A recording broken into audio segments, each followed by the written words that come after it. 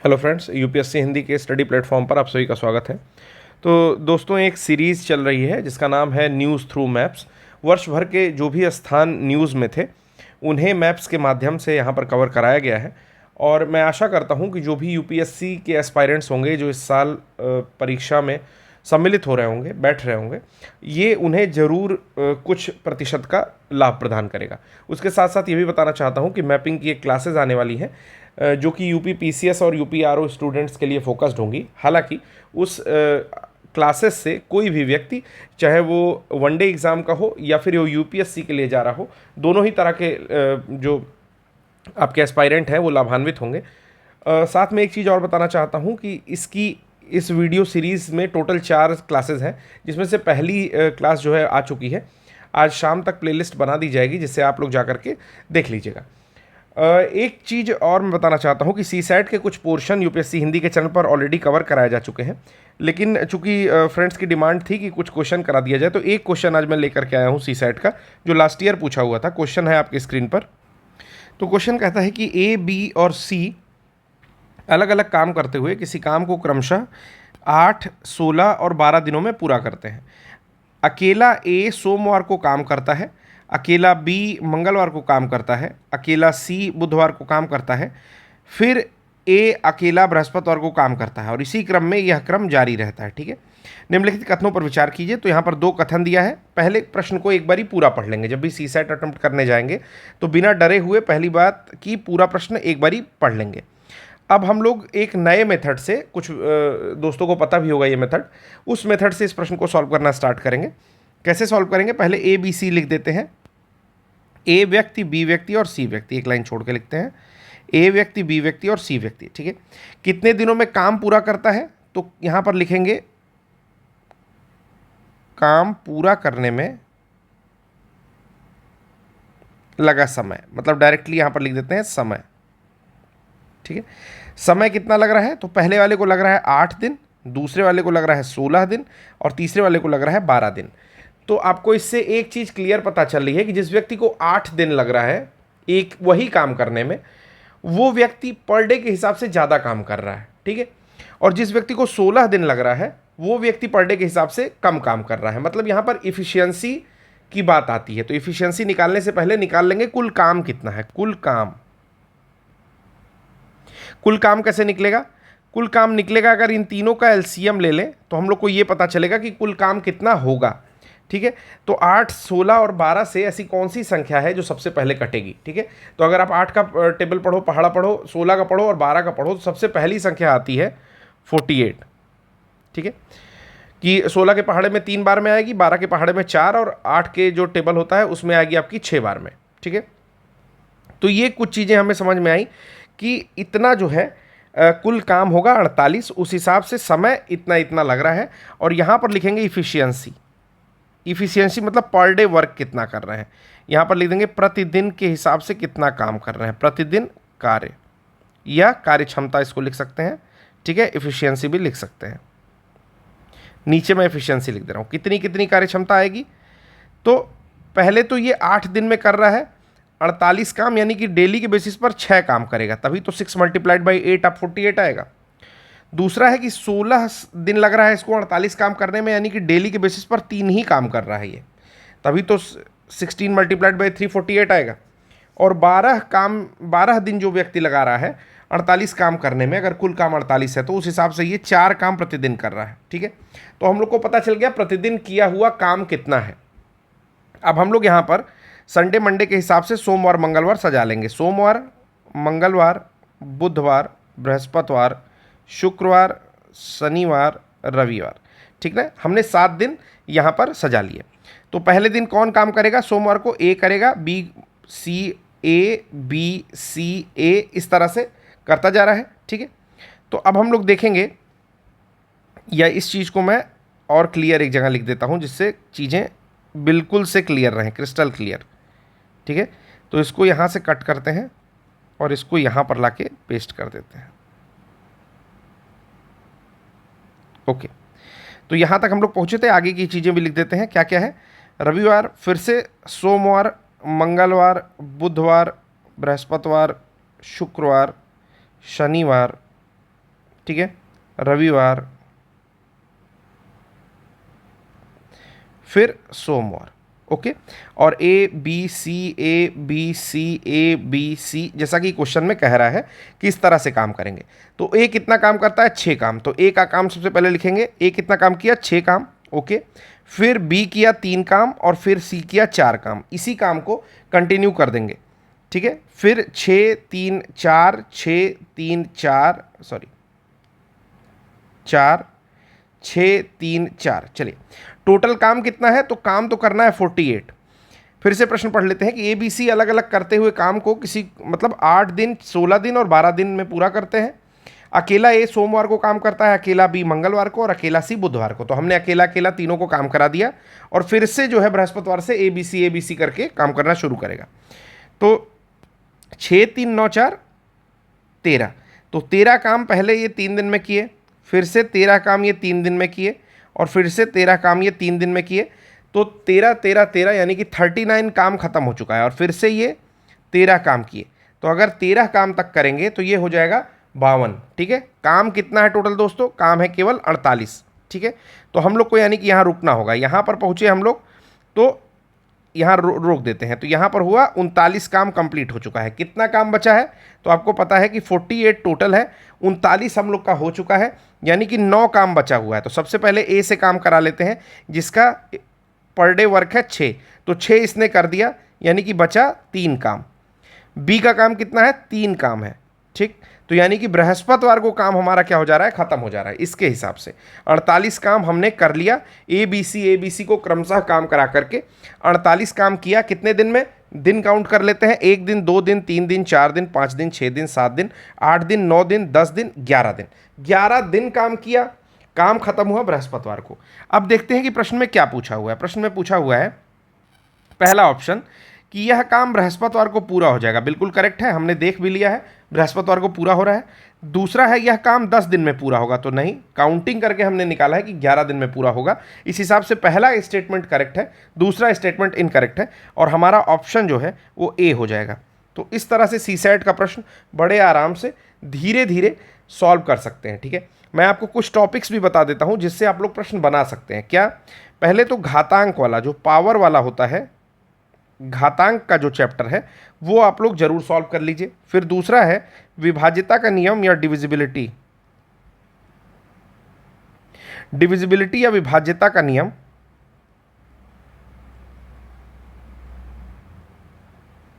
ये जरूर आप लोग कंप्लीट कर लीजिए, ठीक है। ये दो, और जो मैंने अभी बताया वर्क एंड टाइम, सेम इसी तरह से निकालना है सारे प्रश्न को, कि प्रतिदिन का कार्य निकालना है। अगर समय दिया हुआ है तो टोटल वर्क निकालना है, वहां से प्रतिदिन का कार्य जिसको एफिशिएंसी बोलते हैं वो निकाल लेनी है। फिर जितना काम प्रतिदिन कोई व्यक्ति कर रहा है वो बिल्कुल दिखाई देगा आपको, ठीक है। और आराम से करना है। जैसे मैं इसको डायरेक्ट भी कर सकता था, लेकिन मैंने सोम मंगल बुध जो है पूरा लिख करके किया। ऐसा क्यों किया, क्योंकि आपको पता है कि आपको केवल 67 मार्क्स पाने हैं, ठीक है, 67 नंबर पाने हैं, और वो उतने ही नंबर पाने के लिए आपके पास पर्याप्त समय होता है। तो बिना रिस्क लिए, बिना हड़बड़ाए आराम से प्रश्नों को सॉल्व करना है, और जो करना है उसको क्रॉस चेक करना है, ऑप्शन बैठा करके फिर क्रॉस चेक करना है कि क्या ये करेक्ट है या नहीं है, ठीक है। तो चलिए, आज एक सीसैट का भी प्रश्न ले लिया, अब यहाँ से स्टार्ट करेंगे। उससे पहले एक चीज़ बताना चाहता हूँ कि यूपीएससी हिंदी का कुछ इनिशिएटिव चल रहा है हमारे पीसीएस और आरओ के स्टूडेंट्स के लिए खास करके। हालांकि यूपीएससी के भी प्रश्न उसमें आते हैं, लेकिन पीसीएस अब चूंकि यूपीएससी में ज़्यादा दिन नहीं है, तो पीसीएस और आरओ के स्टूडेंट्स अपनी पूरी तैयारी इससे कर सकते हैं। क्या क्या इनिशिएटिव है मैं बता रहा हूं आपको। तो इनिशिएटिव क्या है, इनिशिएटिव ये है दोस्तों कि ये यूपीएससी हिंदी डेली क्विज करके एक टेलीग्राम चैनल है, ठीक है। टेलीग्राम चैनल है, आप जाके सर्च बॉक्स में सर्च कर लीजिएगा टेलीग्राम के, तो ये आपको मिल जाएगा। टोटल कितने लोग इसको ज्वाइन कर चुके हैं, तो टोटल 32,979 टिल नाउ अभी तक जो है सब्सक्राइबर हैं। आप इसको ज्वाइन कर लीजिए। इसमें होता क्या है, इसमें 20 क्वेश्चंस, ठीक है, विद एक्सप्लेनेशन जो है क्विज आती है। केवल क्या जीएस की क्विज आती है, तो नहीं, जीएस की क्विज नहीं आती है। हिंदी की भी क्विजेस जो है आना स्टार्ट हुई हैं। जैसे अंडे सेने का मुहावरा क्या है, इसके बारे में, जैसे घर में बेकार बैठना है, या अरण्य रोदन मुहावरे का अर्थ क्या है, तो निरर्थक है, ठीक है। इस तरह की क्विज भी आती रहती है, तो आप लोग जाके ज्वाइन कर लीजिए और इसका लाभ उठाइए। मुझे ये लगता है कि आरओ और यूपी पीसीएस के पहले अगर आपने इस तरह की क्विजेस को डेली बेसिस पर सॉल्व करना स्टार्ट किया, तो मैं आशा करता हूँ कि कंप्लीटली पीवाईक्यू को आप 2 से 3 बार ही रिवाइज कर लोगे, ठीक है। तो चलिए आज का जो टॉपिक है वो स्टार्ट करते हैं। टॉपिक है हमारा पोर्ट्स, ठीक है। तो पोर्ट्स में क्या है, सबसे पहले हम लोग ये देख रहे हैं कांडला पोर्ट, जिसका नाम है दीनदयाल पोर्ट। कांडला पोर्ट के बारे में कुछ बातें कह रही हैं। पहले है कहाँ, लोकेशन देख लेते हैं। तो ये लोकेशन है कांडला पोर्ट की, ठीक है। गुजरात में बिल्कुल किनारे कांडला पोर्ट है, और पोर्ट तो किनारे ही होता है। दीनदयाल पोर्ट के बारे में या कांडला पोर्ट के बारे में कहता है कि Kandla port is the only major port in India which is privately owned. तो प्राइवेटली ओन्ड केवल एक ही मेजर पोर्ट है जिसका नाम है Kandla port. It is the largest port in the country in cargo handling. तो कार्गो के लिए देश का सबसे बड़ा पोर्ट कौन सा है, तो आपका कांडला पोर्ट सबसे बड़ा पोर्ट है कार्गो हैंडलिंग के लिए। Port is surplus in renewable energy. तो यहाँ पर रिन्यूएबल एनर्जी का सरप्लस भी है। तो ये 3 चीज़ें हैं कांडला पोर्ट के बारे में, ठीक है। छोटा छोटा लिखा हुआ है, मतलब काफ़ी प्रिसाइजली लिखा हुआ है, तो ये चीज़ें आप नोट भी करते चलेंगे। दूसरा पोर्ट देख लेते हैं, Mumbai port. Mumbai port is the India's largest natural port. तो ये सबसे बड़ा प्राकृतिक बंदरगाह है और उसके साथ साथ हार्बर भी है। One of the main ports currently handling the transshipment cargo. और ये मेन पोर्ट है जो कि ट्रांसशिपमेंट कार्गो को हैंडल करता है। कहाँ इसकी लोकेशन है, तो मुंबई में। ये आप इसकी लोकेशन देख सकते हैं, यहाँ पर इसकी लोकेशन पड़ेगी, ठीक है। तीसरा है जेएनपीटी पोर्ट, जिसका नाम है आपका जवाहरलाल नेहरू पोर्ट। और ये लार्जेस्ट कंटेनर पोर्ट है इंडिया का। सबसे बड़ा कंटेनर पोर्ट जो भारत का है उसका नाम है JNPT port. One of the main ports currently handling the transshipment cargo. और ये भी मेन पोर्ट है जो कि ट्रांसशिपमेंट कार्गो को हैंडल करता है। इसकी लोकेशन कहाँ पड़ेगी, तो ये है आपकी इसकी लोकेशन, ठीक है। ये है लोकेशन। अगला पोर्ट आपका आता है मोरमा गोवा पोर्ट। तो मोर्मू गोवा पोर्ट जो है ये आपका यहाँ गोवा में पड़ता है, जैसा कि नाम है मोर्मू गोवा, तो गोवा में पड़ने वाला पोर्ट है। Workers affiliated with various union stages a protest outside the Mormugao port authority MPA. तो वर्कर्स ने जो है बहुत सारे यूनियंस के यहाँ पर प्रोटेस्ट किया, तो इसलिए मोर्मू गोवा काफ़ी न्यूज़ में था। Expressing frustration over the prolonged delay in settling the ways negotiation. ये लोग चाह रहे थे कि इनकी वेजेस को, जो डेली भत्ता या पैसे मिलते हैं, उनको बढ़ा दिया जाए, और उसके लिए निगोशिएशन में मोर्मू गोवा पोर्ट के अंतर्गत काफ़ी समय लगा, इसलिए वहाँ पर जो है इन लोगों ने प्रोटेस्ट किया। तो मोर्मू गोवा की लोकेशन आप लोग देख चुके हैं कि गोवा में स्थित पोर्ट है, और ये यहाँ पड़ेगा, ठीक है। चलिए अगला देखते हैं हम लोग, new Mangalore port. New Mangalore port, तो ये जो है इसके पास रिन्यूएबल एनर्जी का सरप्लस है। इसके अतिरिक्त यहाँ पर कोई भी जानकारी नहीं दी गई है। ये आपका कर्नाटक के आसपास में न्यू मैंगलोर पोर्ट पड़ता है। अगले पोर्ट की बात करें तो इसका नाम है कोचीन पोर्ट। ये one of the main ports है जो कि ट्रांसशिपमेंट कार्गो को हैंडल कर रहा है। तो मैंने 3 टोटल पोर्ट बताए अभी तक जो कि ट्रांसशिपमेंट कार्गो को हैंडल करते हैं। तो कोचीन पोर्ट की लोकेशन देखेंगे, केरला में स्थित है ये कोचीन पोर्ट। फिर आता है अगला जिसका नाम है विजिंजैम पोर्ट, ठीक है। विजिंजैम पोर्ट जो है ये भी केरला का है। अभी हाल ही में यूनियन मिनिस्टर ऑफ फिशरीज़ ने लॉन्च किया एक प्रोजेक्ट आर्टिफिशियल रीफ्स अंडर प्रधानमंत्री मत्स्य संपदा योजना। तो PMMSY के अंडर में जो है आर्टिफिशियल रीफ्स यहाँ पर जारी की जा रही हैं इस पोर्ट के आसपास में, ठीक है। नाम फिर से याद रखिएगा, विजिंजैम पोर्ट इसका नाम है जो कि केरल में अवस्थित है। अगला आता है आपका VO Chidambaranar port. VO Chidambaranar port आपका दूसरे साइड में स्थित है, यानी कि तमिलनाडु के पास स्थित है, और ये पोर्ट भी सरप्लस ऑफ एनर्जी जनरेशन रखता है। इसके साथ साथ ये पोर्ट मेन पोर्ट है जो कि आपका ट्रांसशिपमेंट कार्गो को हैंडल करता है। चेन्नई पोर्ट की बात करें तो चेन्नई पोर्ट ऑर्गेनाइज है इंडिया रशिया वर्कशॉप के द्वारा operationalisation of the eastern maritime corridor. तो इंडिया रशिया जो वर्कशॉप एक कर रहे हैं साथ में, उसका ऑपरेशनलाइजेशन जो है वो ईस्टर्न मैरीटाइम कॉरिडोर के साथ कर रहे हैं, ठीक है। एन्नोर पोर्ट की बात करें तो ये भी तमिलनाडु में ही स्थित है। इसको कमरजार पोर्ट भी कहते हैं। एन्नोर पोर्ट जो है ये तमिलनाडु का केवल या ओनली कारपोरेटाइज्ड पोर्ट है जो कि रजिस्टर्ड है एज ए कंपनी, ठीक है। तो कॉर्पोरेटाइज्ड पोर्ट जो कि रजिस्टर है एज ए कंपनी, ये मेन पोर्ट है जो कि ट्रांसशिपमेंट कार्गो को हैंडल करता है आपके तमिलनाडु में। तो नाम याद रखिएगा, इसका एन्नोर भी नाम है और कमरजार भी नाम है। अगला आता है विशाखापत्तनम पोर्ट। तो तीसरा लार्जेस्ट पोर्ट है कंट्री का, कैपेसिटी के हिसाब से, क्षमता के हिसाब से, और चौथा ट्रैफिक के हिसाब से, यानी कि वहाँ पर आने वाले जो भीड़ भाड़ है उसके हिसाब से। Port is surplus in the renewable energy. कहाँ स्थित है आप देख सकते हैं, आंध्र प्रदेश में विशाखापत्तनम में स्थित है ये पोर्ट। अगले पोर्ट की बात करें तो अगला पोर्ट है आपका कोलकाता पोर्ट। ये ओल्डेस्ट मेजर पोर्ट है इंडिया का, जो कि श्यामा प्रसाद मुखर्जी पोर्ट के द्वारा भी के नाम से जाना जा रहा है। स्टार मार्क कर रहा हूँ क्योंकि जब नाम चेंज होता है तो वो चीज़ें न्यूज़ में आ जाती हैं। तो कोलकाता पोर्ट, जिसका नाम हो चुका है श्यामा प्रसाद मुखर्जी पोर्ट, ये ओनली मेजर रिवराइन पोर्ट है, यानी कि एकमात्र बड़ा नदी पोर्ट है। One of the main ports currently handling transshipment cargo, और जो ट्रांसशिपमेंट कार्गो हैंडल करते हैं पोर्ट, उनमें से ये भी एक बड़ा पोर्ट है। फिर आता है पारादीप पोर्ट। उड़ीसा में अवस्थित पारादीप पोर्ट है, जो कि लार्जेस्ट कार्गो हैंडलिंग पोर्ट है ईस्ट कोस्ट पर, और ranked first in 2022 in terms of productivity. उत्पादकता के मामले में 2022 में सबसे पहला नंबर इसको दिया गया था। लोकेशन देख लेंगे तो ये आपके पारादीप पोर्ट की लोकेशन है, और ये आपका है आपका कोलकाता पोर्ट, ठीक है। तो पोर्ट्स के बारे में हमने बात कर ली है। चलिए आगे चलते हैं, देखते हैं कि क्या चीज़ है और हम लोग यहाँ पर लेकर के आए हैं।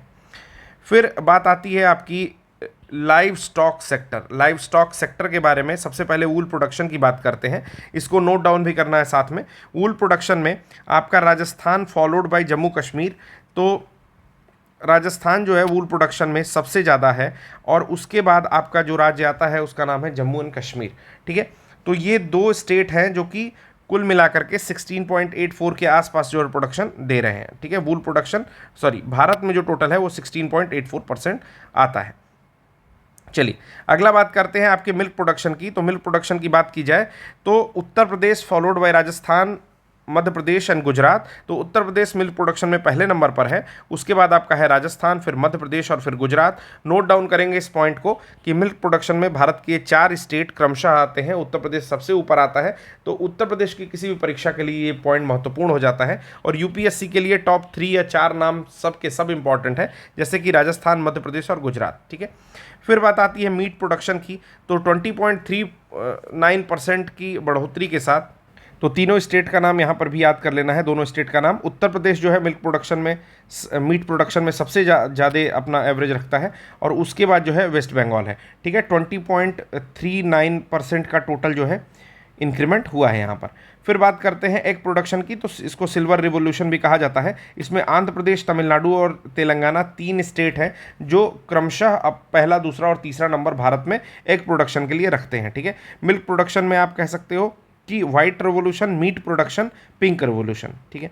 कहीं कहीं पर प्रॉन भी देता है, जैसे मीट प्रोडक्शन की जगह पर पिंक रिवोल्यूशन में झींगा का उत्पादन भी दे देगा, तो उसका आंसर करेक्ट लगाएंगे। चलिए अगला जो टॉपिक है हम लोग का वो है इन्वायरमेंट से रिलेटेड। इन्वायरमेंटल समिट्स जो हुई हैं उन्हें देख लेते हैं कि कहाँ कहाँ हुई हैं और कौन कौन सी हुई हैं। जैसे एक समिट हुई है आपकी न्यू ग्लोबल फाइनेंसिंग पैक्ट। जो चीज़ें इंपॉर्टेंट नहीं है उसको हम लोग यहाँ पर स्किप करके आगे बढ़ जाएंगे, ठीक है। तो पहली समिट बहुत ज़्यादा महत्वपूर्ण नहीं है, फिर भी देख लेते हैं। पेरिस फ्रांस में हुई है न्यू ग्लोबल फाइनेंसिंग पैक्ट, ठीक है। परीक्षा के पॉइंट ऑफ व्यू से उतनी महत्वपूर्ण नहीं है। दूसरी यहाँ पर है COP5 की मीनामाटा कन्वेंशन को लेकर के, जेनेवा स्विट्जरलैंड में हुई है। तो ये महत्वपूर्ण है, इसको याद रखेंगे। जेनेवा स्विट्जरलैंड में होती है आपकी मीनामाता कन्वेंशन को लेकर के COP5, ठीक है, conference of parties. Total major outcome ये था कि एग्रीमेंट करते हैं on a threshold for mercury waste. Total ये बताया गया है कि 2025 तक जो है कॉस्मेटिक्स आइटम में HG का उपयोग या आपका जो पारा होता है उसका उपयोग जो है कम करना है, और 2025 के बाद इस तरह के जो भी ब्यूटी प्रोडक्ट्स हैं उसमें HG के यूज़ को पूरी तरह से ख़त्म कर देना है, ठीक है। अगला देखते हैं वैंकूवर कनाडा में कौन सी समिट हुई है। तो ग्लोबल इन्वायरमेंट फैसिलिटी हुई है, 7वीं असेंबली इसकी हुई है वैंकूवर कनाडा में। आप लोकेशन देख सकते हो यहाँ पर। तो वैंकूवर कनाडा यहाँ है, ठीक है, कनाडा में स्थित वैंकूवर एक स्थान है। मेजर आउटकम ये है कि launch of the global biodiversity framework fund. तो यहाँ पर ग्लोबल बायोडाइवर्सिटी फ्रेमवर्क फंड जो है इसका लॉन्चिंग हुआ है किसमें, तो ग्लोबल एनवायरनमेंट फैसिलिटी में। तो ये भी न्यूज़ जो है महत्वपूर्ण हो जाती है। वाशिंगटन डीसी में क्या हुआ है, तो first global environment facility GEF council meeting हुई है ग्लोबल बायोडाइवर्सिटी फ्रेमवर्क फंड की। उसी से रिलेटेड दूसरी एक मीटिंग हुई है जिसमें पहला ग्लोबल एनवायरनमेंट फैसिलिटी जो है उसकी काउंसिल मीटिंग है वाशिंगटन डीसी में हुई है। तो लोकेशन यहाँ पर देख सकते हो, यूएसए के अंदर वाशिंगटन डीसी पड़ता है, इसकी कैपिटल है। बोगोटा कोलंबिया में कौन सी हुई है, तो dolphin range countries meeting of 11 Asian and south American river dolphin range countries, इसकी मीटिंग हुई है। आउटकम यह है कि first of a kind global declaration of river dolphin by 2030। तो पहला इस टाइप का ग्लोबल डिक्लेरेशन हुआ है रिवर डॉल्फिन को लेकर के 2030 तक के लिए। फिर अमेजन समिट हुई है 2023 में, मेजर आउटकम है बेलम डिक्लेरेशन। तो अगर आपसे पूछता है कि बेलम डिक्लेरेशन किससे रिलेटेड है, तो आप बता सकते हो कि बेलम स्थान ब्राज़ील में हुई एक समिट है जिसका नाम है अमेजन समिट। और अमेजन समिट तो अमेजन के बायोम को लेकर के, ये जो अमेजन के जंगल हैं यहाँ पर, अमेजन के बायोम को लेकर के और उसके सस्टेनेबल यूज़ को लेकर के जो है ये समिट हुई है। तो बेलम डिक्लेरेशन आप याद रखेंगे कहीं अगर एग्जामिनेशन में आपसे पूछता है। अगला आता है आपका ब्राज़ील कॉन्गो में 3 बेसिन समिट हुई है। कल का जो 500 प्लस क्वेश्चन हम लोग डिस्कस कर रहे हैं यूपी PCS के लिए, ठीक है, आई दृष्टि के प्रीवियस ईयर क्वेश्चंस हैं, वो भी यूपीएससी के स्टूडेंट्स के लिए इक्वली इंपॉर्टेंट है क्योंकि वो क्वेश्चन भी पूरे 1 साल का कवरेज है। तो अभी 5-6 महीने की जो भी न्यूज़ है 5 महीने की, वो उसमें लगभग कवर की गई है। तो उसको भी आप जो भी यूपीएससी के स्टूडेंट्स हैं या किसी भी एग्जामिनेशन की तैयारी कर रहे हैं, अगर आपका 2024 में एग्जाम है तो आप उस वीडियोज़ को देख सकते हैं और ज़्यादा से ज़्यादा लाभ ले सकते हैं, ठीक है। तो 3 बेसिन समिट 2023 में जो हुई वो ब्राज़ील में हुई जो कि कॉन्गो की कैपिटल है। और founding summit of the Amazon Congo Borneo Mekong south east Asia summit of the 3 basin biodiversity ecosystem and tropical forest S3B EBFT के नाम से जाना जा रहा है इसको, 3 बेसिन समिट को। अगला देखते हैं क्या है, अफ्रीका क्लाइमेट समिट हुई है। मेजर आउटकम यह है कि इन्होंने नैरोबी डिक्लेरेशन को अडॉप्ट किया है, ठीक है। तो ये चीज़ भी याद रखेंगे कि अफ्रीका क्लाइमेट समिट कहाँ हुई है, तो नैरोबी केन्या में हुई है। आप लोकेशन मैं आपको दिखा देता हूँ, ठीक है। अच्छा, लोकेशन ख़त्म हो चुकी है लेकिन फिर भी मैं दिखा देता हूँ आपको। ये देखिए, नैरोबी केन्या ये वाला पोर्शन पड़ेगा और कॉन्गो का ये वाला पोर्शन पड़ेगा, ठीक है। चलिए अगली समिट देखते हैं। लगभग इस पेज पर हमने सारी समिट्स जो है कवर कर ली हैं। नेक्स्ट पेज की समिट्स देखते हैं। फर्स्ट मूवर्स कोएलिशन हुआ है जिसको FMC लीडरशिप के नाम से जाना जा रहा है। वर्ल्ड इकोनॉमिक फोरम की मीटिंग है ये दावोस स्विट्जरलैंड में हुई है, ठीक है। फर्स्ट मूवर्स कोएलिशन के नाम से, लीडरशिप के नाम से एक मीटिंग हुई है दावोस स्विट्जरलैंड में जो कि आपकी वर्ल्ड इकोनॉमिक फोरम की है। फिर आता है बार्सिलोना कन्वेंशन COP23 के अंडर में हुआ है पोर्तरोज स्लोवेनिया में। तो एक बारी लोकेशन देख लेते हैं स्लोवेनिया की। तो स्लोवेनिया की लोकेशन यहाँ पर आपकी पड़ती है, ठीक है, ये स्लोवेनिया की लोकेशन है। अगली जो मीटिंग हुई है समरकंद उज्बेकिस्तान में हुई है COP14 की, convention on the conservation of migratory species of wild animals CMS की मीटिंग जो हुई है माइग्रेटरी स्पीसीज को लेकर के, वो समरकंद उज्बेकिस्तान में हुई है। वीडियो को देखिए, केवल जो स्थान है उसको याद रखिए, उसके साथ साथ मीटिंग कौन सी हुई और कहाँ हुई, 3 ही पॉइंट याद रखना है। तो चाहो तो एक लिस्टिंग भी आप लोग कर सकते हो। Conference on world animal health, ये पॉइंट याद रखना है क्योंकि ये इंडिया में हुआ। तो conference on world animal health ये आपका न्यू दिल्ली इंडिया में हुआ है। ये 33वां कॉन्फ्रेंस था जो कि भारत में आपका संपन्न हुआ। फिर आता है G20 की चौथी environmental and climate sustainability working group की मीटिंग हुई है। कहाँ हुई है, तो मुंबई में हुई है। कौन सी मीटिंग है, environment and climate sustainability working group की मीटिंग जो आपकी G20 के अंतर्गत चौथी मीटिंग भारत के मुंबई जो है वहाँ पर हुई है, महाराष्ट्र स्टेट के अंदर में। पटाया थाईलैंड में कौन सी मीटिंग हुई है, तो पटाया थाईलैंड में ITTO यानी कि इंटरनेशनल ट्रॉपिकल टिम्बर ऑर्गेनाइजेशन की मीटिंग हुई है। चौथी काउंसिल मीटिंग है, तो 59th काउंसिल मीटिंग है या सेशन है। मेजर आउटकम क्या है कि timeline for decision on extension of the international tropical timber agreement को लेकर के जो है एक डिसीजन लिया गया है, ठीक है। गोवा में क्या है, तो गोवा इंडिया में हुई है चौथी क्लीन एनर्जी मिनिस्ट्रियल एंड 8वीं मिशन इनोवेशन की मीटिंग। तो ये भी याद रखेंगे, क्लीन एनर्जी की मिनिस्ट्रियल मीटिंग हुई है आपकी कहाँ पर, गोवा इंडिया में। लोकेशन आपको दिखाने की कोई ज़रूरत नहीं, आप जानते हैं, ठीक है। फिर आपका UNFCCC COP28 के अंदर में आपको पता है कहाँ हुआ है, तो दुबई UAE में हुआ है। आपको बताना है कि COP29 कहाँ हेल्ड होने वाला है। जो भी लोगों ने आई दृष्टि की क्लास देखी होगी उन्हें पता होगा, मैंने उसमें ठीक से बताया है। ठीक है, लॉस एंड डैमेज फंड जो है कार्यान्वित होना शुरू हो गया है दुबई के COP28 से। फिर आपकी अफ्रीकन मिनिस्ट्रियल कॉन्फ्रेंस हुई है आदिस अबाबा में, एग्जामिनेशन के लिए बहुत ज़्यादा महत्वपूर्ण नहीं है। कंपाला युगांडा में आपकी high level inter ministerial conference हुई है migration, environment and climate change को लेकर के। ये थोड़ा सा उससे ज़्यादा महत्वपूर्ण या वैल्यू रखता है। तो कुछ मीटिंग है जो मैंने एक बारी में ही केवल उतना ही डेटा दे दिया जितनी मीटिंग दी हुई है। उसमें मैं भी कुछ मीटिंग्स को मैं हाईलाइट कर देता हूँ, जैसे दुबई UAE में हुई UNFCCC की मीटिंग। ठीक है, क्लीन एनर्जी की मिनिस्ट्रियल मीटिंग गोवा में जो हुई है। फिर आपका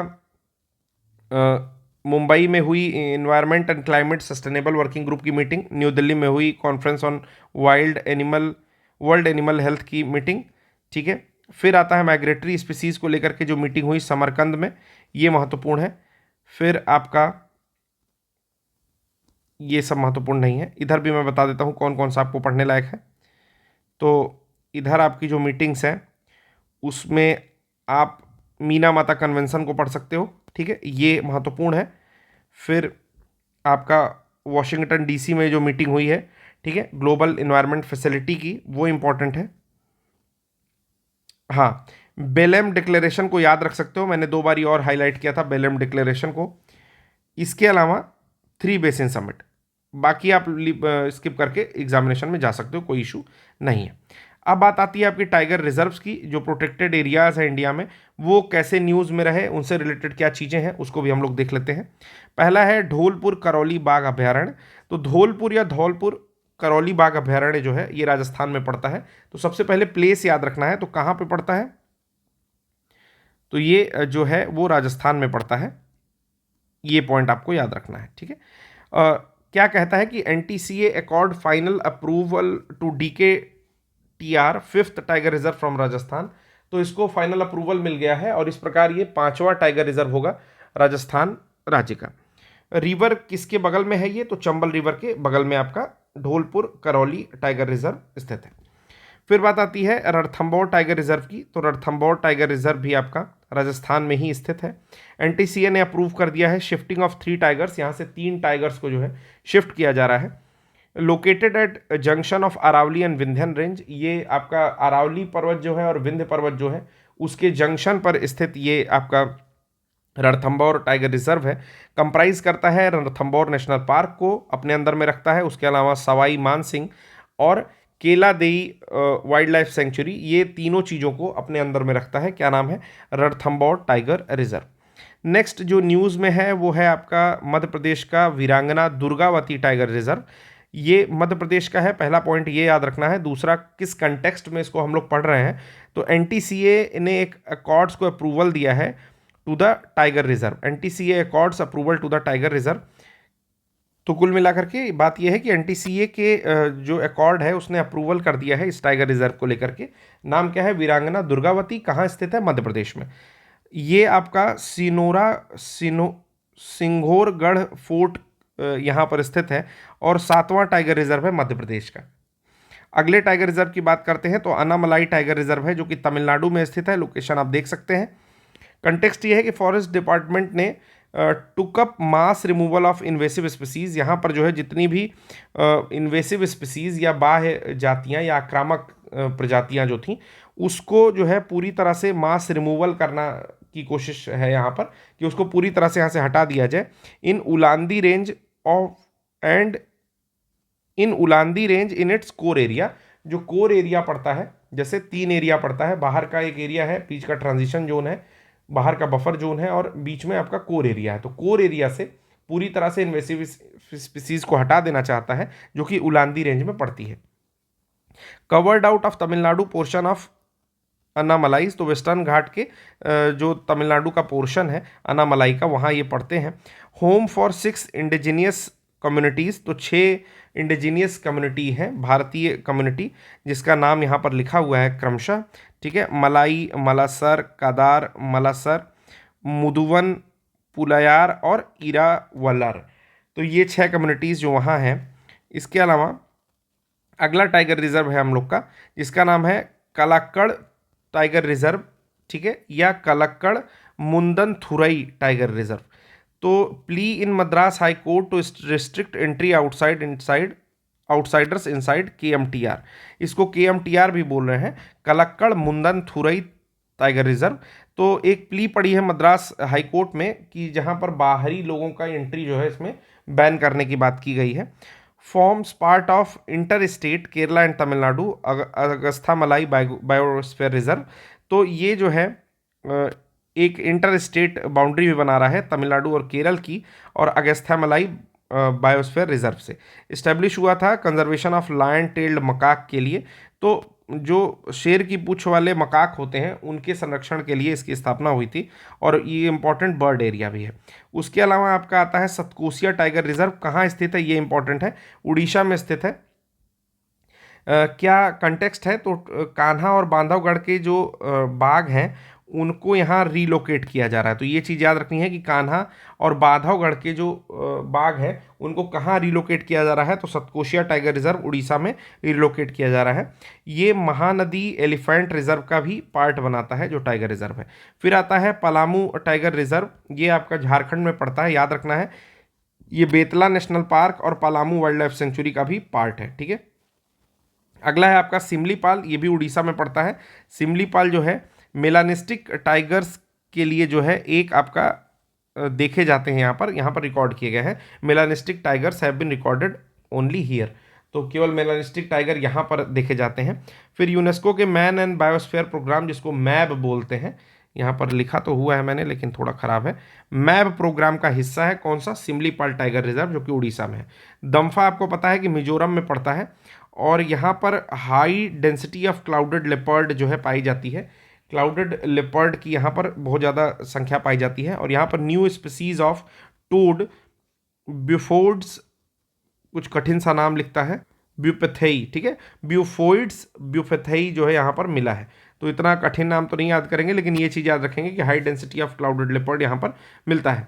काजीरंगा की क्या ही कहना, काजीरंगा में वन हॉर्न राइनो के अलावा आपका टाइगर भी पाया जाता है और हाथी का भी संरक्षण किया जाता है। तो 30 साल हो चुका है यहाँ पर एलिफेंट कमोमरेटेड प्रोजेक्ट एलिफेंट के कमेमोरेशन के उसके उद्घोषणा के, ठीक है।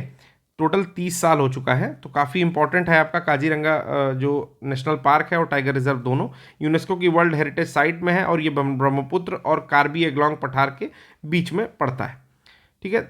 इसके अलावा दो और बचे हैं, दुधवा जो कि आपका उत्तर प्रदेश का है, ठीक है, इंडो नेपाल बॉर्डर पर पड़ता है, ये चीज़ आपको पता ही है। यहाँ पर एक फीमेल टाइगर मिली है बफर जोन में, ठीक है। कामलांग टाइगर रिजर्व आपका अरुणाचल प्रदेश में है। एक बटरफ्लाई वॉक और नेचर ट्रेल इवेंट यहाँ पर अभी जो है कंडक्ट किया गया है। ये नामदफा नेशनल पार्क और लैंग रिवर जो वहाँ की है उसके बीच में पड़ता है। तो ये भी इम्पॉर्टेंट इसलिए है क्योंकि ये जो पूरा एरिया है वो काफ़ी न्यूज़ में रह रहा है, इसलिए नॉर्थ ईस्ट की कुछ चीज़ें मुझे लगता है कि आपको अच्छे से कर लेनी चाहिए, ठीक है। तो लगभग सारे टाइगर रिजर्व मैंने कंप्लीट करा दिए हैं। इसमें भी मैं इंपॉर्टेंट आपको बता देता हूँ कि पहला ढोलपुर करौली आप याद कर लो, ठीक है। फिर आप वीरांगना दुर्गावती याद कर लो जो कि मध्य प्रदेश में पड़ता है, ठीक है। फिर आप याद कर सकते हो यहाँ पर सतकोसिया टाइगर रिजर्व, क्योंकि यहाँ पर कान्हा और बांधवगढ़ के जो है बाघ यहीं पर ले जाया जा रहे हैं। फिर आप याद कर सकते हो सिमलीपाल टाइगर रिजर्व, क्योंकि मैप प्रोग्राम का हिस्सा भी है ये। काजीरंगा तो बहुत ही महत्वपूर्ण है, काजीरंगा को पढ़ के ही जाना है। और लास्ट आप कामलांग पढ़ सकते हो, क्यों, क्योंकि मुझे लग रहा है कि नॉर्थ ईस्ट के कारण काफ़ी ज़्यादा न्यूज़ में रह रहा है। अगला है हम लोग का अदर प्रोटेक्टेड एरियाज़। तो अदर प्रोटेक्टेड एरियाज़ पर भी एक बारी नज़र डाल लेते हैं। अब चूंकि हमने काफ़ी भारी भरकम चीज़ें पढ़ ली हैं, तो अदर प्रोटेक्टेड एरियाज़ को धीरे धीरे पढ़ेंगे और धीरे धीरे समझने का प्रयास करेंगे कि क्या चीज़ें इसमें हैं। तो चलिए अदर प्रोटेक्टेड एरियाज़ में पहला देखते हैं दचिगम नेशनल पार्क। तो दचिगम कहाँ स्थित है, तो दचिगम है आपका जम्मू एंड कश्मीर में। इसको नोट डाउन भी आप लोग कर सकते हैं, जो चीज़ें महत्वपूर्ण है उसको। जैसे दचिगम नेशनल पार्क जो है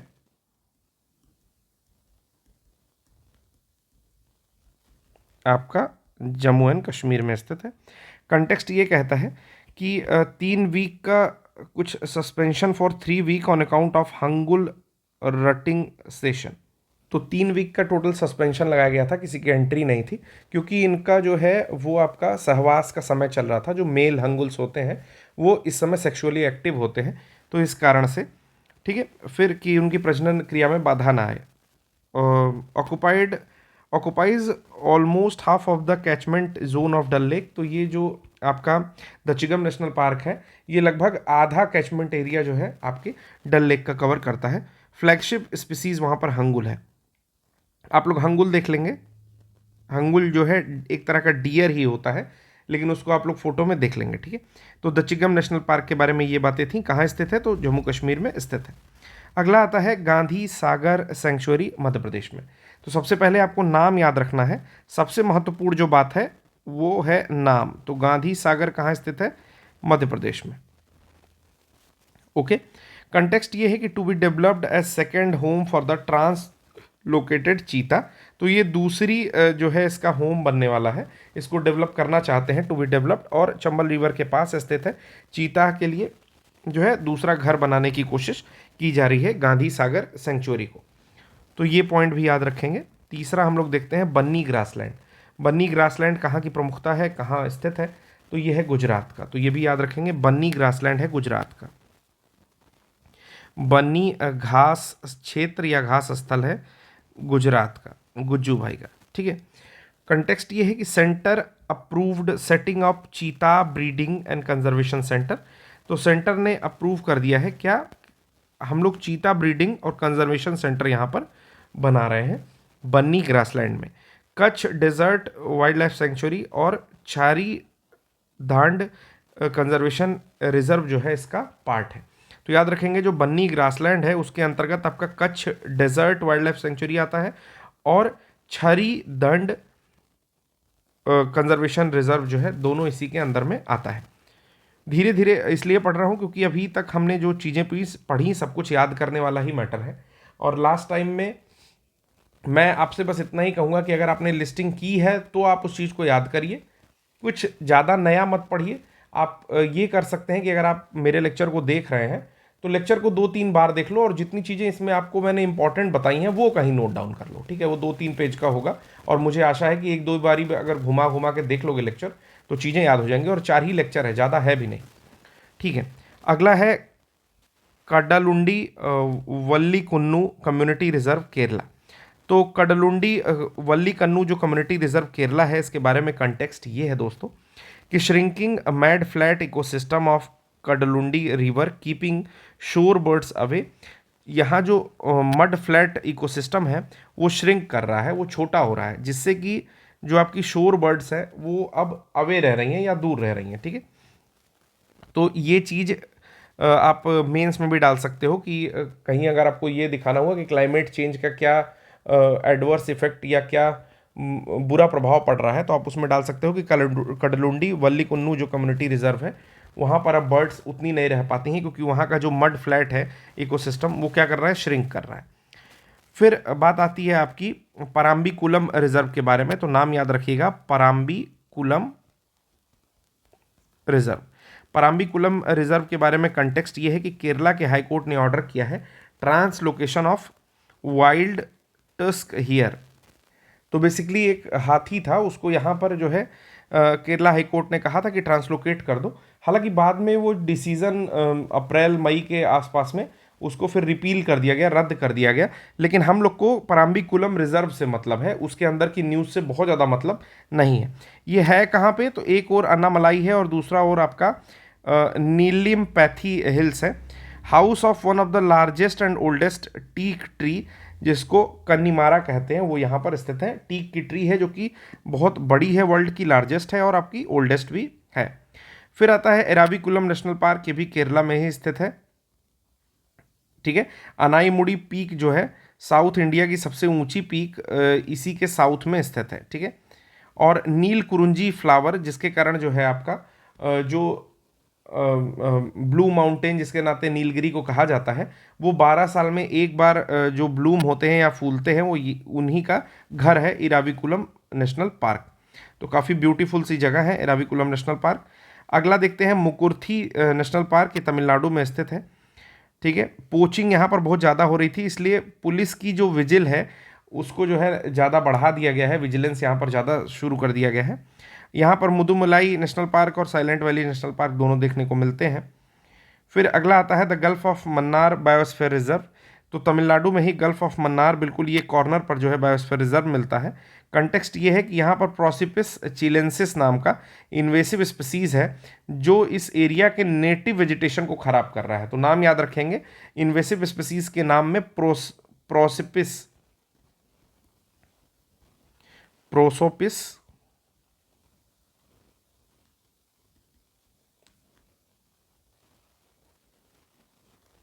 चिलेंसिस, ठीक है। ये इन्वेसिव स्पीसीज है। इन्वेसिव स्पीसीज मतलब आक्रामक प्रजाति है जो वहाँ की नेटिव प्रजातियों को क्या कर रहा है, बर्बाद कर रहा है। जैसे कि जलकुंभी आप जानते हो एक तरह की इन्वेसिव स्पीसीज है। जिस भी पानी में जलकुंभी हो जाती है वहाँ पर कोई और पौधा आसानी से नहीं पनप पाता है।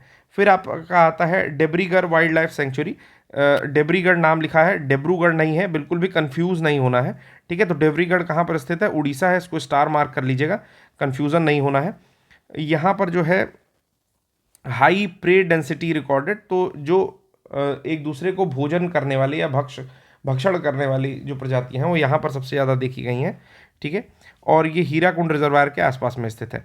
फिर आपका आता है बूढ़ा चापोरी, काफ़ी ज़्यादा न्यूज़ में रहा, कहीं कहीं पर बूढ़ा चापोरी लिखता है, ठीक है, और कहीं कहीं पर बूढ़ा चापोरी लिखता है।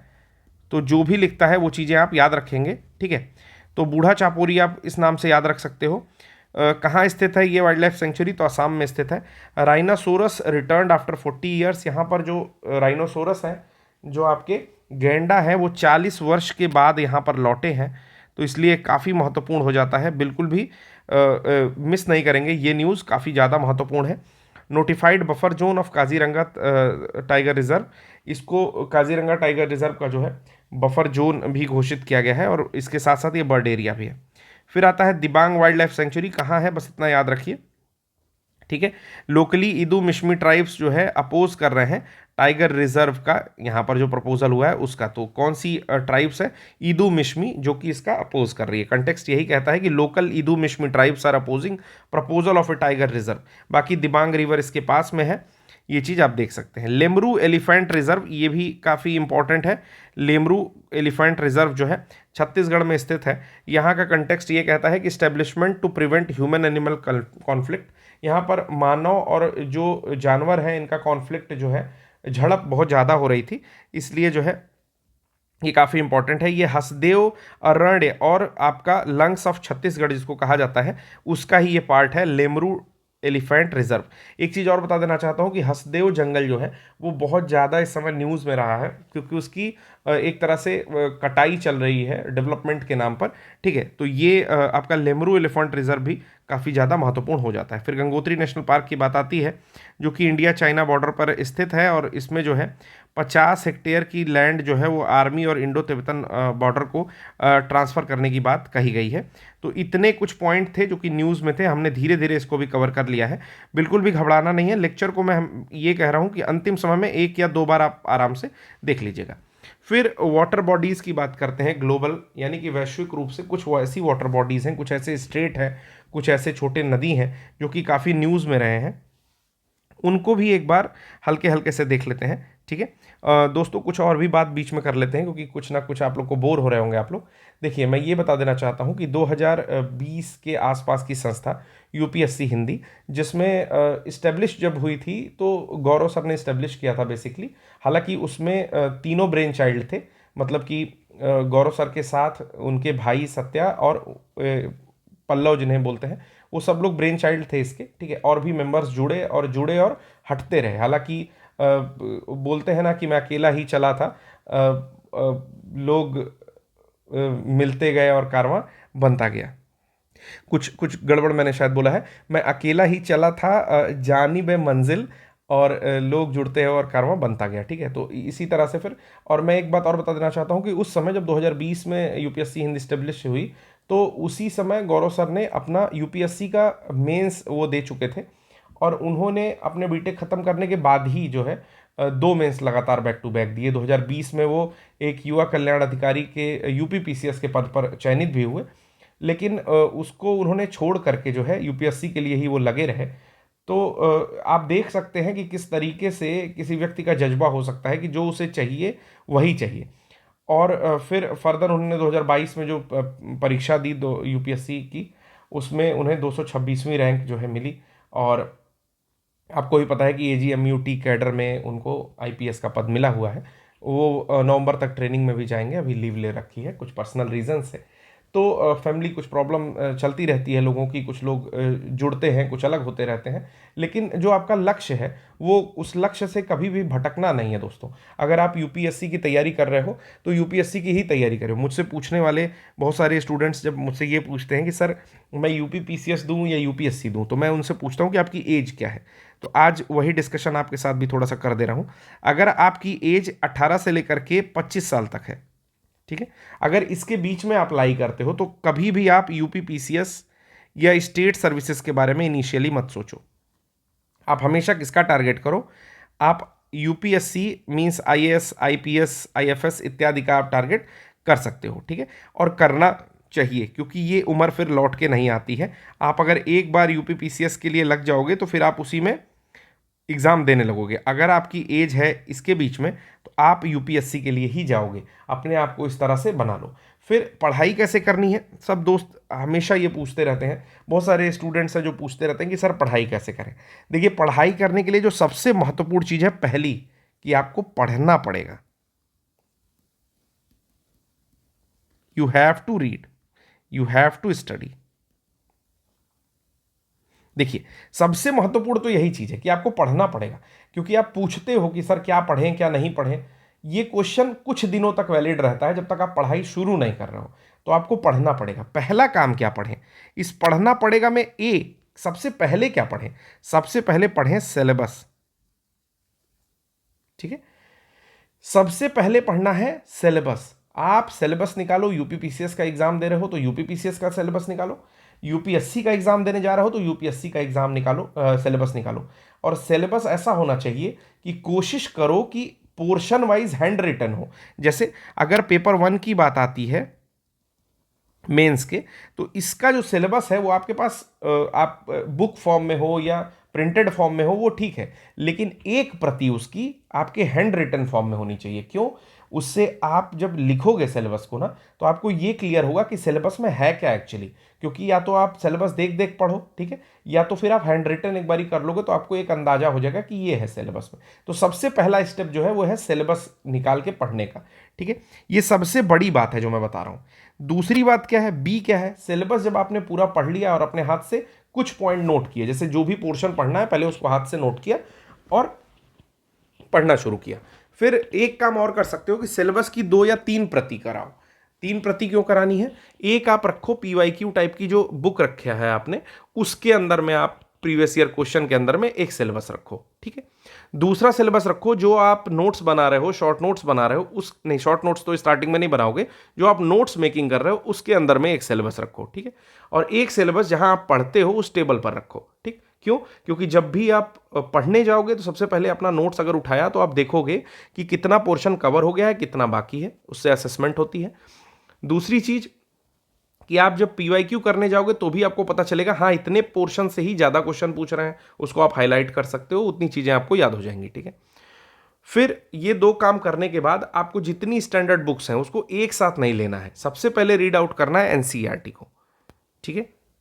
लेकिन एनसीईआरटी जब आप रीड करोगे ना तो बेसिक से जैसे ही अधिक जाओगे, जैसे 6, 7, 8, 9, 10th अप टू 10th तक जैसे ही करने लगोगे, या 8th के बियॉन्ड जैसे ही जाओगे, कक्षा 8 के बाद जैसे ही जाओगे, तो थोड़ा थोड़ा सा इंटरेस्ट कम होने लगेगा। क्योंकि अब फैक्ट बढ़ने लगेंगे, समझ ज़्यादा चाहिए होगी, ठीक है।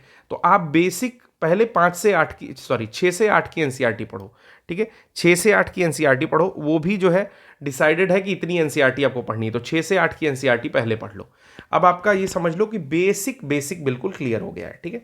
अगर आप कोचिंग कर रहे हो तो अच्छी बात है, नहीं कोचिंग कर रहे हो तो स्टैंडर्ड बुक से स्टार्ट करो। सबसे इंटरेस्टिंग सब्जेक्ट जो आपको लगता है, सपोज करो कि आपको आईआर का पोर्शन सबसे इंटरेस्टिंग लगता है, तो आप आईआर की एक बेसिक बुक खरीदिए, बुक खरीदने के बाद उसी बुक से रीड करिए, ठीक है। या अगर आपको ऑनलाइन पढ़ना है तो ऑनलाइन मटेरियल को IR का लीजिए और उस पूरे मटेरियल को एक बार ही रीड आउट करिए। कितना समय लगेगा?